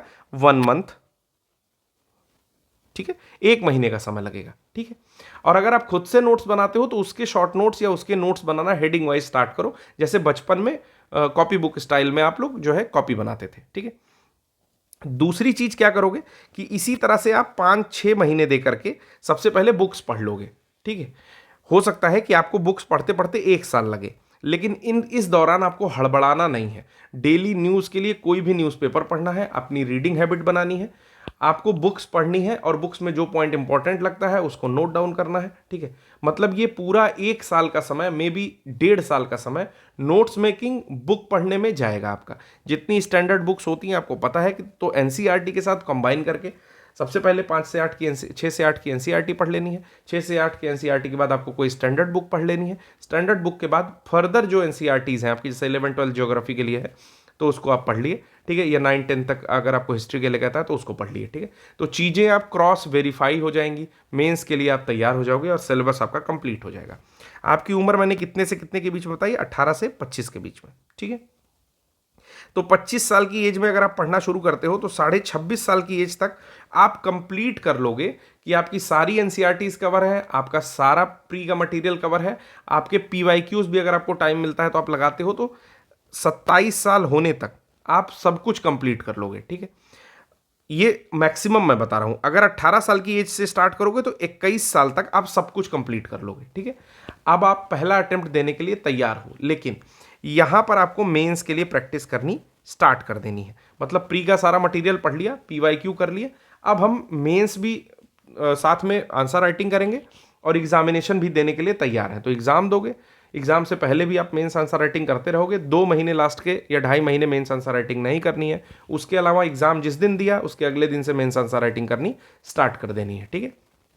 ये नहीं सोचना है कि क्या होगा क्या नहीं होगा। ऑप्शनल क्या रखें? जो ऑप्शनल आप सबसे जल्दी कवर कर सकते हो, जिस ऑप्शनल में आपको सबसे ज़्यादा इंटरेस्ट है, आप ऑप्शनल वही रखोगे। रही बात लैंग्वेज की, तो अगर आपको हिंदी और इंग्लिश दोनों आती है तो आप कोशिश करो कि आप किसी से मत पूछो। स्टार्टिंग जब हो, जब 18 साल की एज में या जब 24 साल की एज में आप स्टार्ट कर रहे हो UPSC के लिए, तभी आप उसी लैंग्वेज में बुक्स खरीदो और पढ़ो जिस लैंग्वेज में आपको पेपर देना है। मतलब अगर आपको इंग्लिश में पेपर देना है तो आप डरो मत कि मेरी हिंदी अच्छी है, मैं हिंदी में इससे अच्छा लिख लूँ, ना ना, कुछ भी कंफ्यूज नहीं होना है। आप इंग्लिश में बुक परचेज करो, अपने आप को मजबूर करो कि मुझे इंग्लिश में ही लिखना है। अगर हिंदी में बुक परचेज कर रखी है तो अपने आप को मजबूर करो कि हिंदी में ही लिखना है, हमें इंग्लिश में नहीं लिखना है। हाँ, लेकिन अगर आपको हिंदी में लिखना है और कहीं इंग्लिश का कोई वर्ड आ गया, कोई बुक आ गई, कोई पैसेज आ गया, द हिंदू आ गया, तो भाग नहीं खड़े होना है, बिल्कुल उसका सामना करना है और आगे जाना है, ठीक है। इस तरह से अपनी प्रिपरेशन लेकर के चलनी है। तो कोशिश करना है कि 18 से 20 साल के बीच में ये डिसाइड हो जाए कि क्या करना है। अगर UPSC के लिए जाना है तो प्रिपरेशन इसी के अकॉर्डिंग सही करनी है, ठीक है। फिर उसके साथ साथ टॉपर्स का इंटरव्यू देख के मजे नहीं लेने हैं। क्या देखना है? टॉपर के बैठने का तरीका देखना है, उनके आंसर करने का तरीका देखना है, उनका टेम्परामेंट रीड करना है, ठीक है। उसके बाद अगर आप टॉपर की मेंस की कॉपी देख रहे हो तो देखना है कि मेंस की कॉपी में क्या ऐसी चीज़ें लिखे हैं, क्या कीवर्ड्स लिख रखे हैं, ठीक है। डायग्राम का किस तरह से यूज़ किया है। एक ये जनरल पर्सपेक्टिव है। आप बिल्कुल उस तरह से पढ़ाई करो जिस तरह से बच्चे करते थे, मतलब जिस तरह से नोट्स बना बना के बच्चे करते हैं, ठीक है। थोड़ा टाइम लगेगा, टाइम टेकिंग है, लेकिन इस एग्ज़ाम का यही तो मज़ा है कि ये समय में ही तो हराता है लोगों को। आप एक सब्जेक्ट कवर करोगे, आपका 1 महीना लगेगा, आप सोचोगे यार एग्जाम देना, ऐसे तो मेरा 1 साल निकल जाएगा, क्यों ना एग्जाम दे दें। और ये फिनोमेना हर साल आपके साथ होता रहेगा, समय निकलता रहेगा, आप कर नहीं पाओगे, ठीक है। तो इन्वेस्टमेंट वहाँ करिए जहाँ जरूरी है। एक बार सिलेबस कंप्लीट हो जाएगा तो आपके मन से डर निकल जाएगा कि मैंने एक भी बार सिलेबस नहीं रीड किया है, ठीक है। तो अब इतने से तो आप लोग खुश हो गए होंगे, थोड़ा बहुत मैंने इधर उधर की बातें भी कर ली आप लोगों से। स्टार्ट करते हैं हम लोग, पहली वाटर बॉडीज पढ़ते हैं, ठीक है। पहली वाटर बॉडीज है बेरिंग सी। तो बेरिंग सी कहाँ पड़ता है? तो अलास्का और USA के बीच, सॉरी रशिया के बीच में आपका बेरिंग सी पड़ता है। आपको मैं फोटो में भी दिखा दे रहा हूँ कि बेरिंग सी कहाँ है। तो ये है आपका बेरिंग सी, ठीक है। ये देखिए, ये है आपका बेरिंग सी, ठीक। और इनके बीच में जो रास्ता है इसको बोलते हैं बेरिंग स्ट्रेट। और रशिया के ऊपर कौन सा सी पड़ता है? तो उसका नाम है चुक्सी सी, ठीक है। हिंदी मीडियम वाले चुक्सी सी, चुक्सी सागर है यहाँ पर। तो आप ध्यान से देख सकते हो कि ये अलास्का का पोर्शन है जो यूएसए ने यूएसएसआर या रशिया से खरीद लिया था। अगर सी ऑफ ओखोस्ट की बात की जाए तो ओखोस्ट जो है, ओखोस्टक जो है यहाँ पर स्थित है। तो ये 3-4 पॉइंट आपने देख लिया। देखते हैं कंटेक्स्ट क्या है। कहता है कि जो आपका बेरिंग सी है उसकी आइस में कमी हो रही है, तो ये एक परेशानी की बात है। Decline in the sea ice. Marginal sea in the north Pacific ocean separate करती है एशिया और नॉर्थ अमेरिका को, बाउंड्री बनाती है यूएसए और रशिया के बीच में, और 16 सबमरीन कैनियंस जो है यहाँ पर स्थित है। ठीक है, स्थित है का मतलब कि 16 सबमरीन की घाटियाँ यहाँ पर हैं।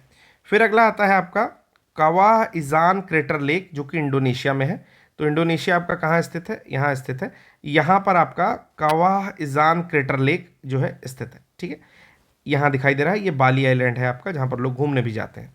तो देख सकते हो ये जावा है, जावा के ऊपर यहाँ जकार्ता दिखाई दे रहा है। ठीक है, जावा सी यहाँ पर है। ठीक, बात आएगी आपके बोर्नियो आइलैंड की, यहाँ पर कालीमंतान है। ठीक, चलिए बाकी चीज़ें आप जब मैपिंग की क्लास स्टार्ट होगी तब देख लीजिएगा। तो कावा इजान क्रेटर लेक इंडोनेशिया की जो है, ये ऑप्टिकल इमेजेस इसकी ली गई हैं कॉपरनिकस सेंटिनल-2 मिशन के द्वारा।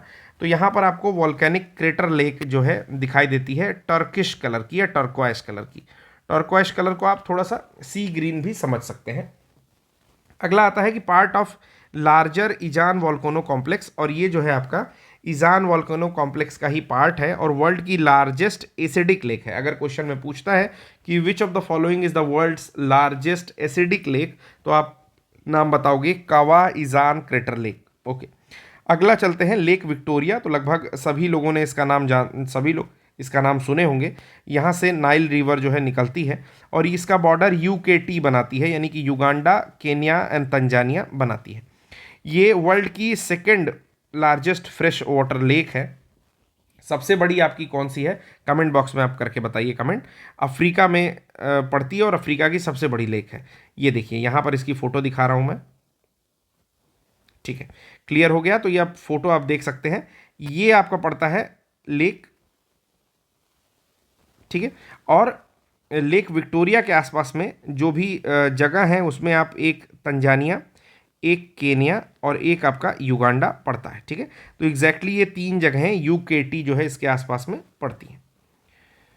चलिए अगला आता है सदर्न ओशन। सो सदर्न ओशन जो है ये 3 अदर ओशंस को टच करता है और ये एकमात्र ओशन है जो कि तीनों ओशंस को टच करता है। ठीक है, तो पहले फोटो देख लेते हैं। फोटो तो एग्जैक्टली नहीं दिख रहा है, ठीक है, लेकिन सदर्न ओशन नीचे के साइड में है। मैं किसी और फोटो में आपको दिखा दूंगा। ये पैसिफिक को भी टच करता है, अटलांटिक को भी और इंडियन ओशन को भी। मतलब हिंद महासागर, प्रशांत महासागर और अटलांटिक महासागर को टच करने वाला एकमात्र ओशन कौन सा है? तो दक्षिणी सागर है। कौन सा है? दक्षिणी सागर, जो कि आपके साउथ पोल के पास में है। कंटेक्स्ट ये है कि commercial interest in the region are thwarting protection around Antarctica. तो जो कमर्शियल इंटरेस्ट है इस रीजन में, वो जो अंटार्कटिका का प्रोटेक्शन है ना उसको थ्वाट आउट कर रहा, मींस अंटार्कटिका के प्रोटेक्शन को रोक रहा है। ठीक है, मतलब कि उसका दुष्प्रभाव वहाँ पर पड़ेगा अगर ज़्यादा कमर्शियल इंटरेस्ट लिया जाएगा तो। Dominated by Antarctic circum polar current ACC, longest strongest deepest reaching current on earth. ठीक है, तो यहाँ पर आपका अंटार्कटिक सर्कम पोलर करंट भी पाई जाती है। अगला कुछ देखते हैं क्या क्या वाटर बॉडीज न्यूज़ में है। तो पहला है लेक टिटिकाका। तो एक चीज़ और जाननी है कि टिटिकाका लेक जो है ये भी आपकी साउथ अमेरिका की लेक है। ठीक है, इसमें पूरा नहीं दिया है लेकिन मैं आपको बता देता हूँ कि साउथ अमेरिका जब आप बनाओगे, कुछ ऐसे साउथ अमेरिका आपका बनेगा, तो साउथ अमेरिका के पेरू और बोलीविया के बॉर्डर पर कुछ यहाँ पर, ठीक है ना, एक सेकेंड, कुछ यहाँ पर जो है वही चीज़ यहाँ दिखाई गई है। पेरू और बोलीविया के बॉर्डर पर जो है ये लेक टिटिकाका दिखाई जाती है और बहुत बार आपने बताया होगा कि ये हाईएस्ट नेविगेबल लेक है। ठीक है, हाईएस्ट नेविगेबल लेक है और एंडीज माउंटेन पर स्थित है, ये भी चीज़ जाननी है। और उसके साथ साथ रामसर साइट में है। न्यूज़ में क्यों आया? न्यूज़ में इसलिए आया दोस्तों क्योंकि ये श्रिंक कर रही है क्लाइमेट चेंज के नाते, सिकुड़ रही है, छोटी हो रही है क्लाइमेट चेंज के कारण। तो जब भी क्लाइमेट चेंज की बात आएगी तो आप इस लेक का नाम भी बता सकते हैं कि लेक टिटिकाका जो है वो क्या कर रही है? श्रिंक कर रही है। अगला है पनामा कैनाल, पनामा में आता है। ये सीवियर ड्रॉट से, भयानक सूखे से जो है पीड़ित हो गया है पनामा कैनाल। ये कनेक्ट करता है अटलांटिक और पैसिफिक ओशन को, ठीक है। इस तरह से ये पनामा कैनाल है जो कि अटलांटिक और पैसिफिक ओशन को, ठीक है, कनेक्ट करती है कैरेबियन सी के थ्रू, ठीक। अब एक बात और है कि कभी पनामा कैनाल पर जाकर के, पनामा कैनाल के वर्किंग पर जाकर के एक वीडियो देख लेना, वो कुछ स्टेप वाइज इसको बनाया गया है, ऐसे स्टेप वाइज, ठीक है, और दरवाजे लगाए गए हैं। तो पानी छोड़ा जाता है, शिप जो यहाँ रहती है वो ऊपर उठती है, फिर शिप यहाँ आती है, फिर शिप ऊपर उठती है, शिप यहाँ आती है, ठीक है, और फिर शिप जब यहाँ आती है तो धीरे धीरे पानी कम किया जाता है, शिप नीचे आती है और फिर शिप चली जाती है, ठीक है।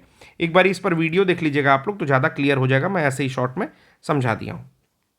तो भयानक ड्रॉट या सूखा आया था यहाँ पर, ये चीज़ याद रखनी है, ठीक है। नॉर्थ और साउथ अमेरिका को डिवाइड करता है। सबसे इंपॉर्टेंट जो लेक आती है वो सेनेगल की रेटबा लेक आती है। रेक लेटबा जो है वो डिसअपियरेंस के वर्ज पर है, मतलब बिल्कुल विलुप्त होने के कगार पर आ गई है। नाम याद रखना है, लेक रेटबा, और सेनेगल में स्थित है। सेनेगल की कैपिटल आपको कमेंट बॉक्स में बतानी है, ठीक है। तो बात करते हैं कि इसको लैक रोज या पिंक लेक भी कहते हैं, लेक रोज या पिंक लेक भी कहते हैं। यहाँ पर पिंक कलर क्यों होता है इसके बारे में दिया हुआ है कि एल्गी है जिसका नाम है आपका डुन एलिएलिया, ठीक है। तो डन एलिएला या डुन एलिएलिया जो है सलीना, ये इस नाम की एक एल्गी पाई जाती है जिसके कारण इसका जो कलर है वो आपका पिंक दिखाई देता है। आपको बताना है कि रेड सी में कौन सी एल्गी है जिस कारण उसका कलर रेड दिखाई देता है। कमेंट बॉक्स में आप लोग इसको भी बताइए। फिर कहता है डिवॉइड ऑफ लाइफ, यहाँ पर जो लाइफ है वो डिवॉइड हो चुकी है, खत्म हो रही है। एक्सपेक्ट फ्यू एल्गी, केवल एक्सेप्ट फ्यू एल्गी, केवल कुछ एल्गी ही बची हैं और बैक्टीरिया बची हैं, ठीक है। तो डुनालिएला सलीना इसका नाम है, ठीक। अगला आता है मेकोंग रिवर। आपको पता होना चाहिए कि अगर ईस्ट एशिया की बात की जाए तो ये सबसे लंबी रिवर है मेकोंग, जो कि चाइना से शुरू होती है और आपका वियतनाम के थ्रू भी बहती हुई जाती है। कह रहा है कि ये डैम प्रोजेक्ट है इस रिवर पर जो कि डरा दिया है world heritage site status of A down stream town in Laos. तो लाओस का एक शहर है डाउन स्ट्रीम में इसके, जिसको जो है बिल्कुल जो है डर लग गया है या इसके डैम बनने से हो सकता है उस पर खतरा मंडरा जाए। वर्ल्ड की 12वीं सबसे लंबी है और लॉन्गेस्ट है साउथ ईस्ट एशिया की रिवर। चाइना में शुरू होती है और वियतनाम तक जो है बहती है। फोटो आप देख सकते हो कि मेकोंग रिवर इधर चाइना में स्टार्ट हो रही है, ये चाइना है। मेकोंग रिवर यहाँ से स्टार्ट हो रही है, बिल्कुल बहते हुए जा रही है, लाओस में पहुँच रही है, लाओस से थाईलैंड में जा रही है, थाईलैंड से कंबोडिया, कंबोडिया से बहते हुए वियतनाम, और वियतनाम में 2 जगह जो है जा करके फिर ये साउथ चाइना सी में मिल जा रही है इंडियन ओशन के किनारे, ठीक है। तो इसके बारे में भी हम लोग जान गए। अगला हम लोग देखते हैं हमारा क्या कंटेक्स्ट है, नेशनल वाटर बॉडीज़ का कंटेक्स्ट है, और इसमें लेक्स और अदर वेटलैंड हम लोग पढ़ेंगे। कौन कौन सी लेक्स हैं, तो यहाँ पर पहली लेक आती है डल लेक, जो कि जम्मू कश्मीर में है। कंटेक्स्ट थोड़ा सा देखना है, कहलाती है jewel in the crown of Kashmir. कह रहा है कि मास फिश डेथ हुई है, बहुत बड़े पैमाने पर यहाँ पर मछलियों की मृत्यु हुई है, ठीक है। और ऐसा इसलिए हुआ है क्योंकि अलग अलग गहराई में अलग अलग तापमान था, और आपको पता है कि ऐसा होने से मछलियों का मृत्यु हो सकता है, ठीक है। Famous of its floating garden राड, ठीक। तो ये पॉइंट भी काफ़ी इंपॉर्टेंट है, इसमें फ्लोटिंग गार्डन्स होते हैं जिनको राड बोलते हैं। आपको बताना है कि किस एक नदी में फुंडीज नाम की फ्लोटिंग आइलैंड्स पाई जाती हैं, ठीक है। कमेंट बॉक्स में आपको बताना है। फिर आता है आपका करेरी लेक, ये हिमाचल प्रदेश में स्थित है। जो है टूरिस्ट यहाँ पर अभी जो है stranded due to heavy rain, बहुत ज़्यादा बारिश होने से फंस गए थे इस प्लेस पर। हाई एल्टीट्यूड पर स्थित है, फ्रेश वाटर की लेक है, ठीक है, धौलाधार के साउथ में है। तो याद रखना है केवल नाम करेरी लेक, ठीक है ना, करेरी झील। अगली झील देखते हैं कहाँ स्थित है, हरिके है, ये पंजाब में स्थित है। आपको फोटो भी दिख रहा होगा, आप लोग देख रहे होंगे। माइग्रेटरी बर्ड्स अराइव, यहाँ पर सिग्निफिकेंट नंबर में माइग्रेटरी बर्ड्स आई हैं, मतलब ठीक ठाक नंबर में आई हैं। कहाँ पे है, confluence of Sutlej and Beas river, Beas और सतलज जहाँ मिलती हैं दोनों धारा, उनके कन्फ्लुएंस पर या मिलन स्थल पर जो है ये स्थित है हरिके वेटलैंड। भोज वेटलैंड जो है, चूंकि भोज है तो राजा भोज जो है मध्य प्रदेश के आसपास के थे, तो भोज वेटलैंड जो है मध्य प्रदेश की वेटलैंड है। कहता है एनजीटी ने बैन कर दिया है ऑपरेशन ऑफ क्रूज बोट। यहाँ पर क्रूज बोट चलती थी, तेज नावें जो होती हैं, क्रूज जो होती हैं, उनको बैन कर दिया है नेशनल ग्रीन ट्रिब्यूनल में, जो 2010 में आया था, एक स्टेच्यूटरी बॉडी है। ठीक है। फिर कहता है कि consist of two contiguous human made reservoir, Bhoj Tal और छोटा तालाब। यहाँ पर दो कंटिजियस ह्यूमन मेड रिजर्वायर भी है, भोज ताल और छोटा ताल। ठीक है। अगला देखते हैं वेम्बनाड लेक, काफ़ी ज़्यादा न्यूज़ में रहती है। वेम्बनाड लेक केरला में स्थित है। यहाँ पर पिंक ब्लूम आया। पिंक ब्लूम क्या होता है? आपने एल्गल ब्लूम सुना होगा। एल्गल ब्लूम वो स्थिति होती है जबकि बहुत सारे रिच न्यूट्रिएंट्स के जाने से किसी लेक के अंदर एल्गी की मात्रा आशातीत रूप से बढ़ जाती है, मतलब बहुत ही ज़्यादा बढ़ जाती है, जिससे कि बीओडी की सिचुएशन आपकी उत्पन्न होती है, यानी कि बायोलॉजिकल ऑक्सीजन डिमांड उत्पन्न होती है। और उतना ऑक्सीजन ना होने से, घुली हुई ऑक्सीजन ना होने से पानी में जो वहाँ के क्रीचर होते हैं, जो मछली, प्रॉन इत्यादि जलीय जीव होते हैं, उनकी डेथ होनी स्टार्ट हो जाती है। तो उसी तरह से कुछ पिंक ब्लूम आया है। कहाँ आया है याद रखना है, वेम्बनाड लेक में आया है, जो कि केरल की लेक है। और ऐसा हुआ है इन्वेसिव एलियन स्पीसीज फ्लावरिंग के कारण। एक इन्वेसिव स्पीसीज है आपकी, आक्रामक प्रजाति है, जो कि बहुत मतलब फ्लावर उसके आए हैं, तो वही जो है पिंक ब्लूम के रूप में जाना जा रहा है। ठीक है। यहाँ पर एनुअल बोट रेस भी होती है। वेम्बनाड लेक के बारे में इतनी बातें मैंने आपको बता दी जो यहाँ लिखी हुई थी। पुलिकट लेक आंध्र प्रदेश में आती है, और आपको पता है कि यहाँ पर फ्लेमिंगो जो है पक्षी आते हैं बाहर से। तो लेसर फ्लेमिंगो आए हैं 6 साल में। ये देखा गया है कि सबसे कम फ्लेमिंगो इस साल आए हैं। श्रीहरिकोटा आइलैंड जो है इसको सेपरेट करता है बे ऑफ बंगाल से, तो याद रखिएगा श्रीहरिकोटा को ये लेक जो है बे ऑफ बंगाल से अलग करता है, पुलिकट जो लेक है। कोलेरू लेक की बात करें तो आंध्र प्रदेश में स्थित कोलेरू लेक है। कंटेक्स्ट ये है कि इको सेंसिटिव जोन लेक के आसपास में डिक्लेयर किया गया है, और ये एक अच्छा स्टेप भी माना जा रहा है। कृष्णा और गोदावरी रिवर के डेल्टा में कोलेरू लेक स्थित है। रामसर साइट है और बर्ड एरिया भी काफ़ी इंपॉर्टेंट है। चिल्का लेक की बात करें तो 88 बर्ड स्पीसीज़ का जो है एनुअल समर सर्वे में इस बार पाई गई हैं। ब्रैकिश वाटर लेक है, यानी कि खारे पानी की झील है, और लार्जेस्ट लगून है। लगून क्या होता है? जब समुद्र का पानी किसी एक एरिया में आता है, और जैसे यहाँ पर सपोज करिए इधर अगर समुद्र है, समुद्र का पानी इस एरिया में आया और किसी तरह से यहाँ पर ट्रैप हो गया, तो ये बनेगा लगून। ठीक है ना। तो लगून लेक है, और रामसर साइट भी है उसके साथ साथ। और यहाँ पर आपका नालाबन बर्ड सेंचुरी भी स्थित है। आती हैं पलक लेक के बारे में, तो काफ़ी नया नाम मुझे ये लग रहा है। ठीक है, पलक लेक। तो पलक लेक क्या है? पलक या पालक लेक जो है आपका natural walk organise as a part of life initiative. ठीक है। तो लाइफ इनिशिएटिव के अंडर में यहाँ पर एक नेचुरल वॉक ऑर्गेनाइज किया गया था। ठीक है। लाइफ फॉर इन्वायरमेंट ऐसा करके कुछ इनिशिएटिव है, और ये लार्जेस्ट लेक है मिजोरम की। तो याद रखेंगे पलक लेक कहाँ की है, तो पलक लेक मिजोरम की है। ठीक है। मिजोरम कहाँ पड़ता है? तो भारत का जो एंड का पोर्शन है बांग्लादेश के बाद, ठीक है, ये जो बांग्लादेश के बाद का पोर्शन है, इसमें सबसे नीचे आपका पड़ता है मिजोरम। तो रामसर साइट है पलक लेक, याद रखेंगे।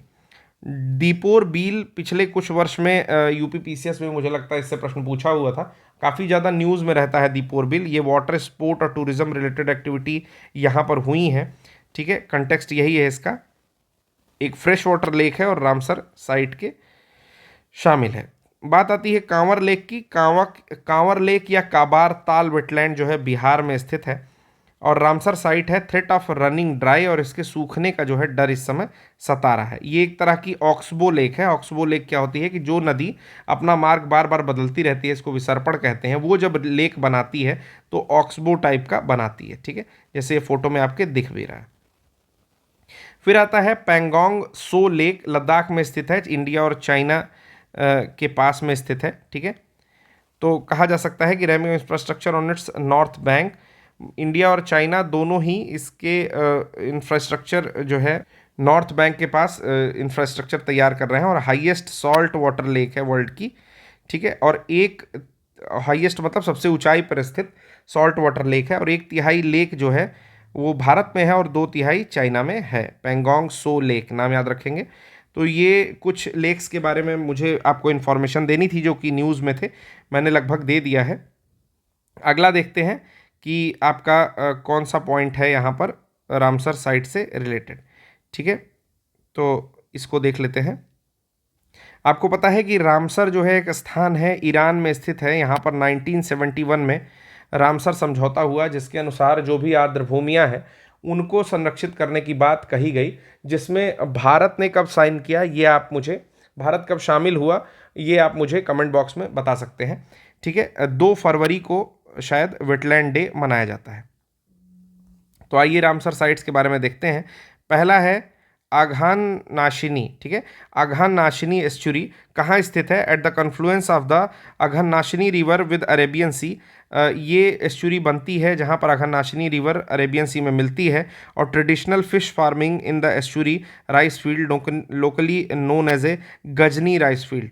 तो ये जहाँ स्थित है उस राइस फील्ड को बोलते हैं गजनी राइस फील्ड, जहाँ पर फिश फार्मिंग की जाती है, यानी कि मछलियाँ एक तरह से पाली जाती हैं। ठीक है, कहाँ स्थित है? आपको दिख रहा है कि कर्नाटका में स्थित है। तो सबसे इंपॉर्टेंट चीज यही है कि अघनाशिनी रिवर, अघनाशिनी एस्चुरी,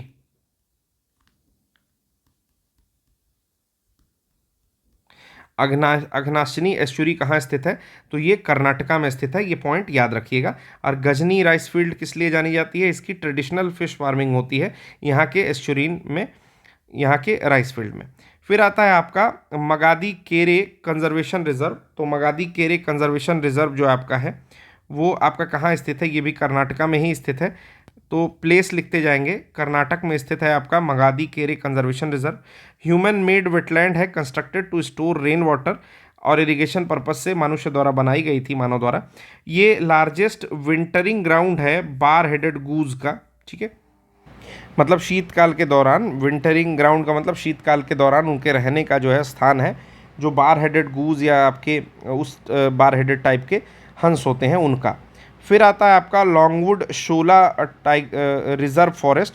तो शोला रिजर्व फॉरेस्ट जो है आपका वो आपके केरला में स्थित है।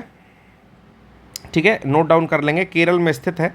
ये फॉरेस्टेड वेटलैंड है जो कि हैबिटेट होता है black chinned Nilgiri, laughing thrush, Nilgiri blue robin, Nilgiri wood pigeon का। फिर आता है आपका कारावती बर्ड सेंचुरी। ये पिन टेल्ड डक इत्यादि का जो है, इसमें नाम बहुत ज़्यादा इंपॉर्टेंट नहीं है, बस ये जानिए कि कारावती बर्ड सेंचुरी कहाँ स्थित है? तो केरल में स्थित है, लिखते रहिएगा। ठीक है, अगला है आपका अंका समुद्र बर्ड कंजर्वेशन रिजर्व। ठीक है, अंका समुद्र बर्ड कंजर्वेशन रिजर्व ये आपके कर्नाटका में स्थित है। Human made village irrigation tank built centuries back. यहाँ पर मनुष्य के द्वारा विलेज इरिगेशन टैंक बहुत पहले ही, वर्षों पहले बनाया गया था। Home to painted stork and back headed ibis. तो एक विशेष टाइप की चिड़िया है, painted stock on back black headed ibis इसका स्थान है ये। ठीक है, तो इसके बाद हम लोग देखते हैं कि डैम और अदर रिवर प्रोजेक्ट की बात कर लेते हैं थोड़ी सी। ठीक है, पोंग डैम जो कि हिमाचल प्रदेश में स्थित है, बस नाम याद रखिएगा। इको सेंसिटिव जोन इसको बनाया गया है। कहाँ पर है पोंग डैम? तो ब्यास रिवर के आसपास में ये जो है डैम बनाया गया है। फिर आता है पार्वती काली सिंध चंबल ईस्टर्न राजस्थान कनाल। नाम याद रखेंगे, PKCERCP, पार्वती काली सिंध चंबल। उसके बाद ईस्टर्न राजस्थान कनाल प्रोजेक्ट, MOU साइन हुआ है इम्प्लीमेंटेशन के लिए इस पर। फिर आता है कलासा बंदूरी प्रोजेक्ट। कहाँ पर है चल रहा? महाराष्ट्र में चल रहा है। Tender floating for project without obtaining cleaners. तो ये एम है इसका कि डाइवर्ट कर देंगे पानी महादाई रिवर का टू महाप्रभा रिवर कर्नाटक की ओर। ठीक है, गोवा से कर्नाटक की ओर इसको मोड़ देंगे। फिर कृष्णा राजा सागर KRS डैम की बात चल रही है। कर्नाटका हाईकोर्ट ने बैन कर दिया है माइनिंग KRS डैम के आसपास में। ये कहाँ स्थित है? कन्फ्लुएंस ऑफ कावेरी, हेमवती और लक्ष्मणा तीर्थ रिवर के आसपास में है। फिर आता है कालेश्वरम लिफ्ट इरिगेशन प्रोजेक्ट चल रहा है। NDSA टीम ने क्रिटिसाइज़ किया है लोगों के डिज़ाइन को, जो कि मडीगोड्डा बैराज के फेलियर पर आपके NDSA की टीम ने इसको क्रिटिसाइज़ किया है। मल्टीपर्पज़ इरिगेशन प्रोजेक्ट आपका गोदावरी पर चल रहा था। ये कहाँ स्थित है? तो ये आपके तेलंगाना स्टेट में हो रहा है। फिर आता है केन बेतवा लिंक प्रोजेक्ट, बहुत दिन से न्यूज़ में है। ये फाइनल फॉरेस्ट क्लियरेंस के लिए सिक्योर कर लिया गया है इसको, और ये पहला रिवर लिंकिंग प्रोजेक्ट था। ठीक है, आपके UP और MP बॉर्डर पर है बेसिकली। ठीक है, बुंदेलखंड रीजन में। तो ये कुछ डैम और रिवर प्रोजेक्ट्स चल रहे थे जो मैंने आपको यहाँ पर बता दिया। अगला है रिवर्स के बारे में, फिर है डिज़ास्टर के बारे में, ठीक है। और कुछ पेजेस और बचे हैं, साइंस टेक्नोलॉजी के बचे हैं, इंडिया के बारे में, कल्चर के बचे हैं, और इसके बाद आपका ख़त्म हो जाएगा। तो ये जो लेक्चर छोटा बचा हुआ है इसको कल ले लेंगे। आज के लिए बस इतना ही, धन्यवाद।